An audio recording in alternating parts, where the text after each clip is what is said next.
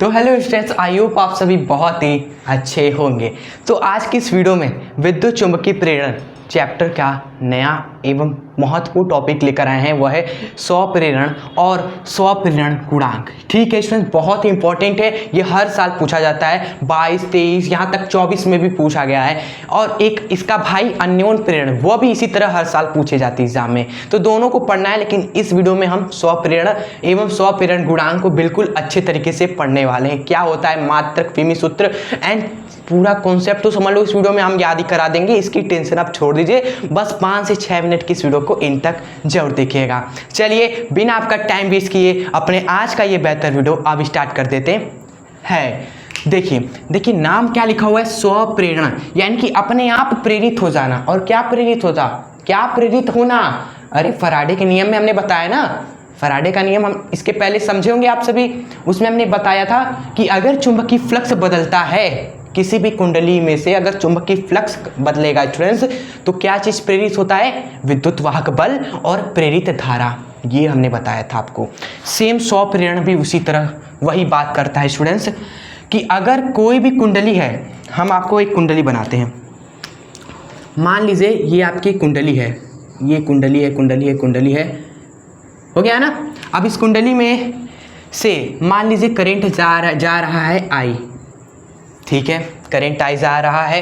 अब किसी कुंडली में से संबंध चुंबकीय फ्लक्स का मान अगर आप परिवर्तित करेंगे तो कुंडली में अपने अंदर क्या होने लगता है? प्रेरित विद्युत वाहक बल उत्पन्न होने लगता है, प्रेरित धारा उत्पन्न हो जाती है, और इस घटना को बोलते हैं स्वप्रेरण। तो हमने क्या कहा, अगर कोई भी कुंडली है स्टूडेंट्स, अगर उसमें से चुंबकीय फ्लक्स का मान आप चेंज करोगे, चुंबकीय फ्लक्स का मान आप चेंज करोगे, ठीक है, फ्लक्स आप सभी जानते हो ना, फाई, ये आपका परिवर्तित होगा, यह आपका चेंज करेंगे आप सभी चुंबकीय फ्लक्स का मान। देन इस कुंडली में क्या होता है? एक विद्युत वाहक बल प्रेरित हो जाता है, ई, एक प्रेरित विद्युत वाहक बल उत्पन्न हो जाता है। ई क्या है आपका? प्रेरित विद्युत वाहक बल है आपका। क्लियर? और कब ये ई आया स्टूडेंट्स? जब आपने इस कुंडली से संबंध चुंबकीय फ्लक्स को चेंज किया, बस और कुछ नहीं है। ये आपका स्वप्रेरण बस यही कहता है कि किसी कुंडली से संबंध अगर चुंबकीय फ्लक्स का मान परिवर्तित होगा, चेंज होगा, तो कुंडली में एक प्रेरित विद्युत वाहक बल या फिर प्रेरित धारा उत्पन्न हो जाती है, और इस घटना को बोलते हैं स्वप्रेरण। ठीक है, तो आइए कुछ सूत्र वगैरह लिखते हैं। मान लीजिए इस कुंडली में दोस्तों कितने फेरे हैं? n फेरे हैं। लिखेंगे यहाँ पर, माना कुंडली में कितने फेरे हैं? n फेरे हैं, n फेरे हैं।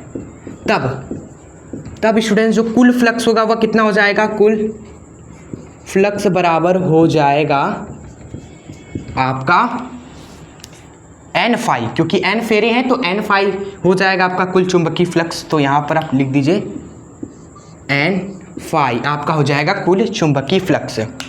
ओके, नेक्स्ट बात ये है कि इसमें से धारा कितनी जा रही है? I, प्रभावित धारा तथा प्रवाहित धारा आपकी कितनी है? इसमें से I है, ठीक है। और स्टूडेंट्स मेन बात यह है कि यह दोनों एक दूसरे के समानुपाती होंगे। क्यों होगा वो भी बताते हैं आपको। ये आपका n फाई और I एक दूसरे के समानुपाती होंगे। क्यों आपको अभी बताते हैं, मैक्सिमम लोग नहीं बताते हैं। देखिए यहाँ पर चुंबकीय क्षेत्र पहले आएगा और चुंबकीय क्षेत्र से फ्लक्स बनेगा, और उस फ्लक्स को जब हम बदलते रहेंगे तो एक प्रेरित विद्युत वाहक बल आता है, ठीक है। तो यहाँ पर पहले आया क्या दोस्तों? चुंबकीय क्षेत्र। और चुंबकीय क्षेत्र कैसे आता है? करंट से आता है। इसमें से करंट जा रहा है, चुंबकीय क्षेत्र इसमें से बन रहा है, इसमें चुंबकीय क्षेत्र बन रहा है आपका, ठीक है। ओके, और इसका मान भी दोस्तों आप सभी जानते हो, परिनालिका के अंदर चुंबकीय क्षेत्र कितना होता है? म्यू नॉट एन आई, ये होता है। याद करिए, चुंबकीय क्षेत्र चुंबकत्व में हमने बताया था आपको ये फॉर्मूला कि परिनालिका के अंदर चुंबकीय क्षेत्र का मान इतना होता है। तो कैसे आया चुंबकीय क्षेत्र? जब इसमें से धारा गई, ठीक है। अब चुंबकीय क्षेत्र आ गया सर, फिर चुंबकीय क्षेत्र से क्या जनरेट होता है? फ्लक्स जनरेट होता है, चुंबकीय क्षेत्र से ही ना फ्लक्स बनता है। क्यों सर, चुंबकीय क्षेत्र से फ्लक्स क्यों बनता है भाई? इसका फॉर्मूला ही यही होता है, चुंबकीय फ्लक्स का फॉर्मूला होता है B × A। तो अगर आपका फ्लक्स कब बनेगा? जब यहाँ पर आपका चुंबकीय क्षेत्र आएगा, ठीक है। तो कुल चीज़ आपका किस पे डिपेंड कर रहा है? धारा पर। इसलिए फ्लक्स भी आपका धारा पर निर्भर कर रहा है, क्योंकि धारा है तो चुंबकीय फ्लक्स है, धारा नहीं है तो चुंबकीय फ्लक्स भी नहीं है। समझ में आया आपको? इसलिए दोनों एक दूसरे के समानुपाती हैं। जो फ्लक्स है इसके अंदर टोटल और इसमें जो धारा जा रही है वह एक दूसरे के समानुपाती है। समझ में आया आपको? एक बार दोबारा 10 सेकेंड रिवाइज करके देखिए, ठीक है, नहीं तो अंधाधुंध छापते रह जाएंगे। फिजिक्स को समझना है हमें। तो यहाँ से अब देखिए आगे बढ़ते हैं। यहाँ पर n फाई बराबर में हो जाएगा दोस्तों Li। यहाँ पर हमने समानुपाती का चिन्ह हटाया तो L आपका नियतांक आ गया। क्लियर? और स्टूडेंट्स आगे बढ़ाइए तो जरा इसको, तो L बराबर क्या हो जाएगा? L बराबर हो जाएगा n फाई बटे में ये I आ जाएगा। आया कि नहीं?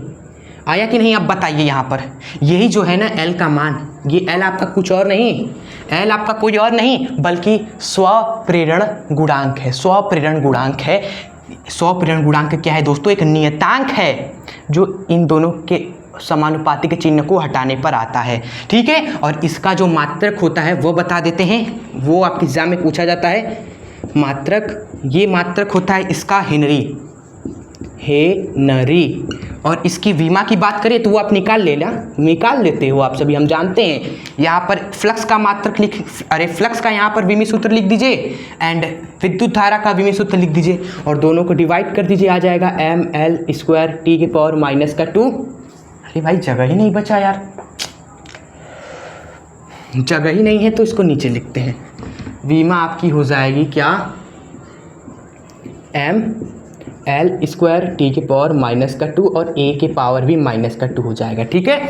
फ्लक्स का विमी सूत्र लिखिए और इसका लिखिए, दोनों को डिवाइड करिए, विमा आ जाएगी आपकी, ठीक है। और तो विमा आपका हो गया क्लियर। आइए अब आगे देखते हैं जरा, तो इसको जरा इरेज करना पड़ेगा जगह बनाने के लिए।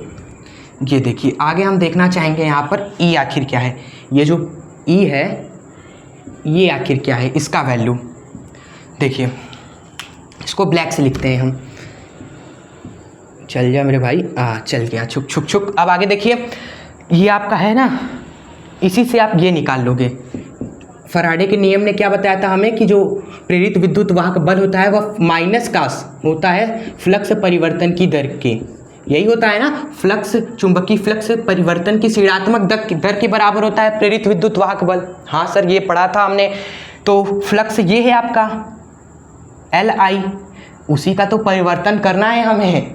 जी हाँ, फ्लक्स हमें पता है Li है, तो यहाँ पर इस फ्लक्स की जगह आप Li लिखेंगे तो माइनस का d Li बटे में dt। स्टूडेंट्स दिखा आपको? बस हमने फ्लक्स का मान यहाँ पर रख दिया। तो उसी को चलिए आगे करते हैं, यहाँ पर जगह बनाते हैं क्योंकि वहाँ तो जगह है ही नहीं। यहाँ पर करेंगे स्टूडेंट्स तो आपको E बराबर मिलेगा, ध्यान दीजिएगा, L आपका नियत है ना, L आपका नियत है तो बाहर आ जाएगा, तो L को बाहर लिख दिया हमने। बाकी di/dt, तो ये आपका आ गया प्रेरित विद्युत वाहक बल जो होगा वो, ठीक है। और L आपका हो गया स्वप्रेरण गुणांक, और स्वप्रेरण क्या होता है? फ्लक्स बदलने पर जो प्रेरित विद्युत वाहक बल का उत्पन्न होना और प्रेरित धारा का उत्पन्न होने की घटना को बोलते हैं। तो आई होप आपको कंप्लीट आपको हो गया होगा स्वप्रेरण और स्वप्रेरण गुणांक क्या है, ठीक है। एक बार दोबारा इसको जरूर रिवाइज कर लीजिएगा, A to Z समझ में आ गया होगा उसको। एंड इस वीडियो को अब यहीं पर एंड करते हैं। आपको वीडियो कैसी लगी कमेंट बॉक्स में ज़रूर बताइएगा। एंड जाने से पहले इस वीडियो को एक छोटा सा लाइक तो बनता है, और दोस्तों को भी यह वीडियो जरूर शेयर कर दीजिएगा। और आपका वीडियो देखने के लिए तहे दिल से धन्यवाद। अब मिलेंगे अन्योन्य प्रेरण के इसी धमाकेदार कॉन्सेप्ट वाली वीडियो के साथ। तब तक के लिए यही हंसते रहें, मुस्कुराते रहें और आगे बढ़ते रहें। जय हिंद, वंदे मातरम।